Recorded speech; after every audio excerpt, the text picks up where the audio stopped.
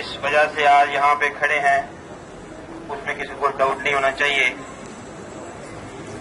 کہ وہ معاشرے جو انسانیت کی قدر نہیں جانتے، اپنے مقاصد کے لیے وہ لاشوں کا انبار بنا کے اپنے مقاصد حاصل کرتے ہیں، وہ لوگ جو اپنی عوام کو تحفظ نہیں دے سکتے، کیا وہ اس قابل ہیں کہ وہ کسی ملک کو، کسی سلطنت کو وہ چلا سکیں؟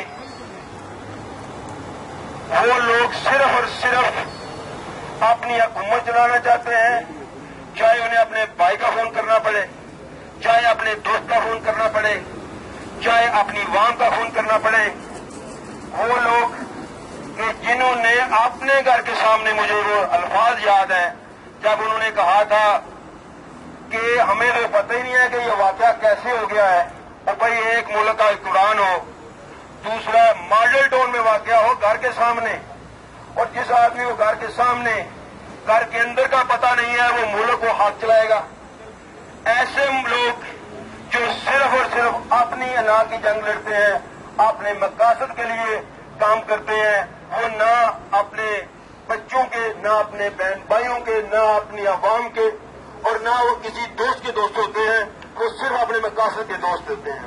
آپ دیکھ لیں یہ لوگ کہ جن لوگوں نے آج سے کچھ عرصہ پہلے سیاست میں آنے سے پہلے ان کے کاروبار دیکھ لیں اور آج ان کے حالات دیکھ لیں کہ دنیا کے کونے کونے میں ان نے ملیں لگائی ہوئی ہیں، انڈیا تک ان کی فیکٹریز لگی ہوئی ہیں۔ پاکستان میں دیکھ لیں ان سے میر انسان کوئی نہیں ملے گا آپ کو۔ کیا اللہ کا کرم صرف ان کے اوپر ہی آنا تھا؟